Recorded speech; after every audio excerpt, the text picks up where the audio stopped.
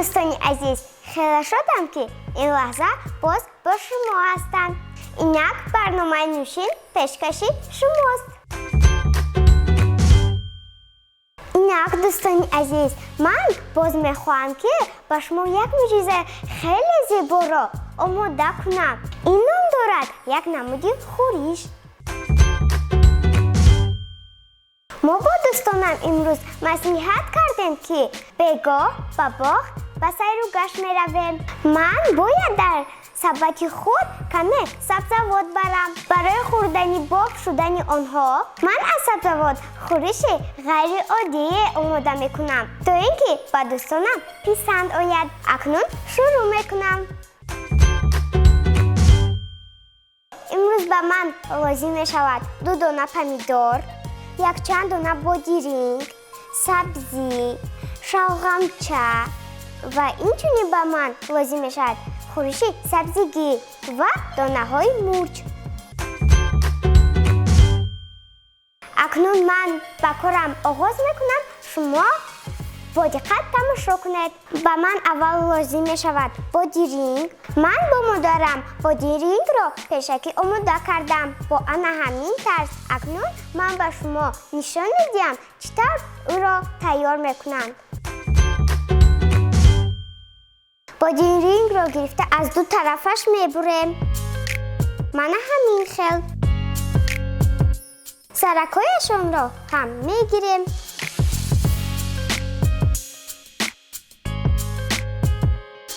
دیگرش رو هم همین طور با همین طرز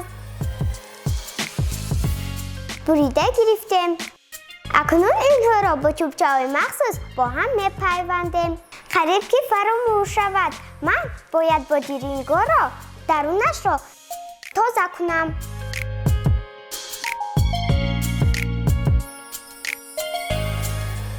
همین خیلی ما باید تازه کنیم.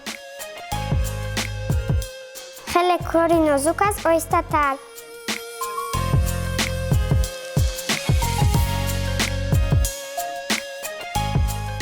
دوستان عزیز، بادرنگ خیلی سبزیجات فایده آور است.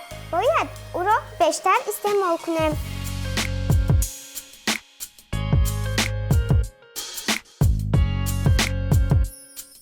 بادرنگ سبزیجاتی تشنه شکن است. از آن هم هر گونه خورش‌ها آماده میکنند. خیلی بامزه است. همین طور نه؟ خب اکنون دیگرش را تازه میکنیم.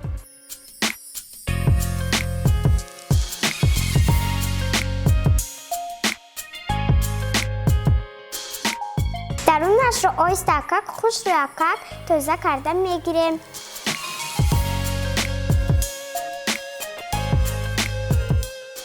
همین طور.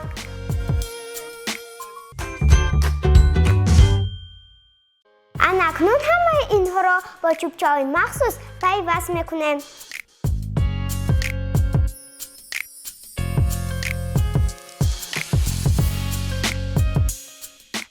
دوستان عزیز، تماشا کنید. خیلی معجزه‌ای زیبا است. به شما خیلی پسند میآید. اکنون دیگرش را میچسبونم.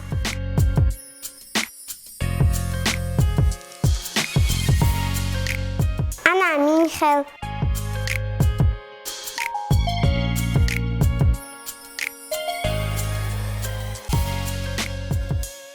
سبزی را دایره شکل میبریم و پره های بادرنگ میچسبونیم. من الکی آماده کردم.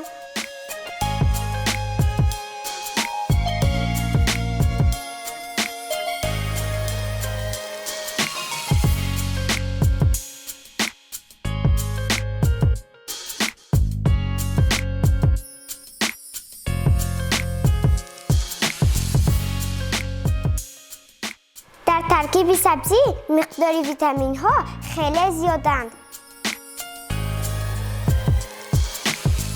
شیره سبزی اشتها را می‌افزاید. هضم شوی غذا را بهتر می‌نماید.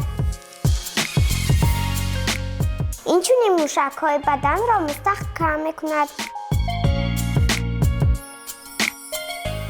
فکر می‌کنم که سبزی در شکل تر و تازه و مزه‌تر است. من آن را چنین استعمال می‌کنم. یعنی در حالت خام بودنش. شما هم سبزی را زیادتر استعمال کنید. قوی و بردم کلان می‌شود.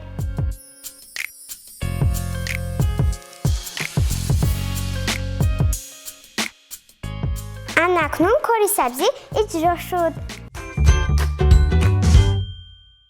فکر میکنم که دوستان شکل عملی ما معین شده ایستاده است. حالا هم پورا نیست. حاضر من اکنون دیگر عملش را اجرا میکنم. این عملش خیلی نازک است. یک پورای بادرنگ را گرفته میبریم. همین خیلی کمی پوستش را جدا میکنیم. اکنون او را به بالای عملمان میچسبانیم.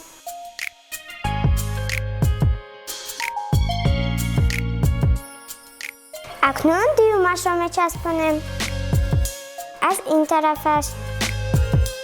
آن را هم پوستکش را جدا میکنیم.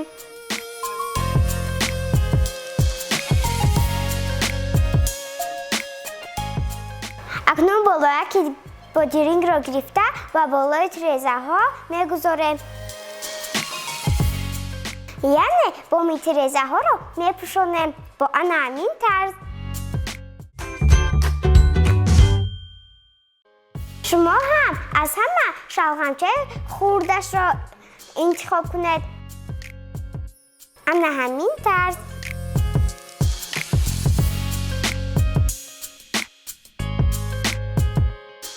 البته برای این هم چوبچه مخصوص لازم می شود.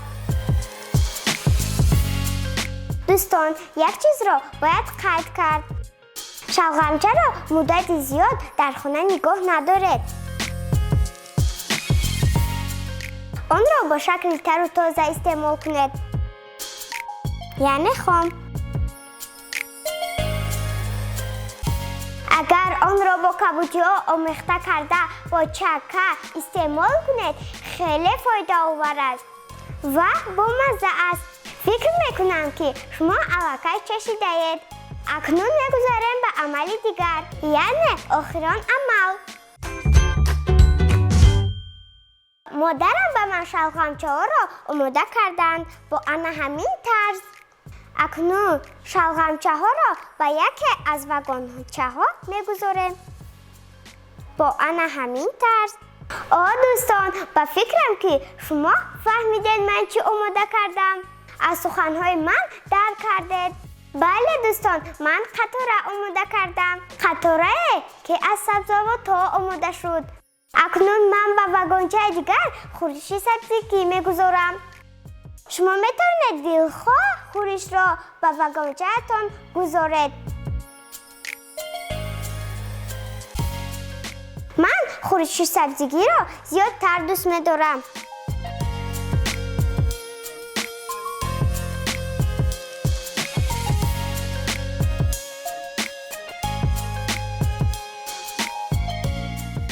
با دوستان هم چنین توصیه می‌دهم. خوب، انا واگنچه ما آماده شد. کنی بینید به قطوره ما نشد یا نه؟ فکر میکنم که ما نشد. همین طر نه دوستان. دو عمل دیگر مانده است. من به شما آماده میکنم تا اینکه تقسیمچه من پورتر شود. اکنون با بادرنگ ها را گرفته با چنین طرز آماده میکنیم. از چند طرفش بریده پوستش را جدا میکنیم. انا همین طور. این را برای من مادرم آماده کرده است. شما هم از کلانتران خواهش کنید و شما انا همین طور بریده دهند با انا همین طرز. اکنون آن را به یک طرف تقسیمچه میگذاریم. پامیدار را گرفته یک طرفش رو میبریم با آن همین طرز. اگر خواهید درونش رو خالی کنید، من یک طرز رو خالی نکردم، همین خیل میگذارم.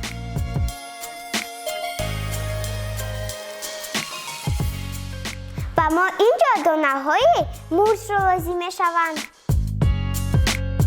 مرچ رو گرفته و بالای پمیدور چون خال میگذاریم.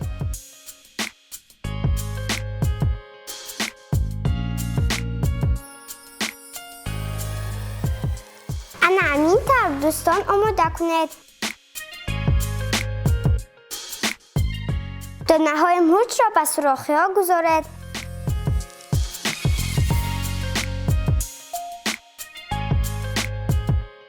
انا نگرید شکلش همچون ممخلک شد.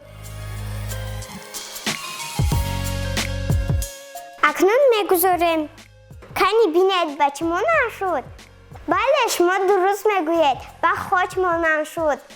اکنون دیومش را میکنیم. در روی تقسیمچه ما همگی 2 تا خاک میگذاریم. اکنون دانه های مرچ را به سوراخی ها می اندازیم چون پیشتره.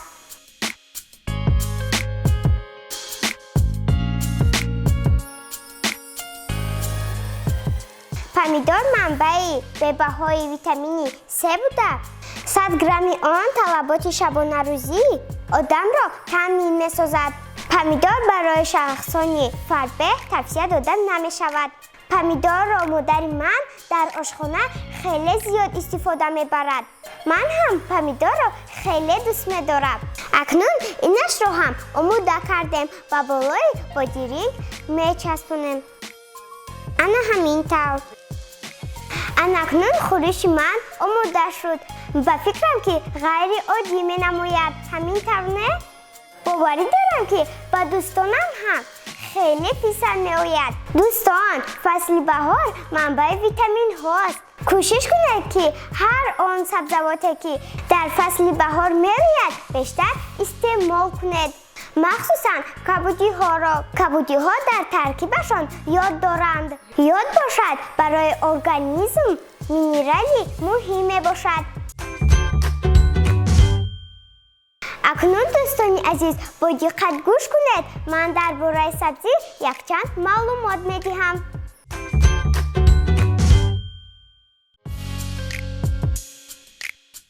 سبزی را عادتاً با شکل تر و تازه استعمال میکنند. در شیره سبزی با مقدار زیاد ویتامین ها و مقدار کم غازهای غذایی آشکار کرده شده است. از این لحاظ آن را همچون غذای پرهیزی برای کودکان استفاده میبرند. سبزی و شیره آن اشتها را افزوده، هضم شوی غذا را بهتر نموده، مقاومت بدن را زیاد میگرداند. این چنین موشک‌های بدن را قوی کرده، افزایش موشک و استخوان‌های کودکان را خوب میگرداند. آن را هنگام کمشوی ویتامین‌ها، کمخونی به حال استفاده میبرند. شیره سبزی به کودکان همچون منبع ویتامین‌ها و افزایش آنها توصیه می‌شود. سبزی را در شرایط تاجیکستان ما خیلی خوب پرورش کرده در طعام‌های گوناگون استفاده میبرند. از جمله در آش پلو، شوربا، لگمن، خورش‌ها و کنسروها. این چنین از سبزی تر و تازه هر گونه شربت‌های با لذت و گوارا آماده می‌کند. شربت سبزی برای کاری روده معده خیلی فایده خوب می‌رساند. اگر ما تیز از این نمود شربت استفاده ببریم، سالم و بردم کلان می‌شویم.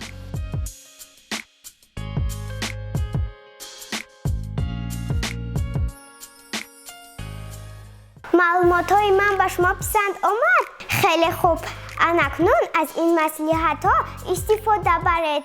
همیشه میوه و سبزیجات را زیاد استعمال کنید. شخصانی که خواهش دارند در برنامه ما اشتراک کنند، مرحمت به تلویزیون بهارستان. خیر دوستان، تا برنامه‌های آینده.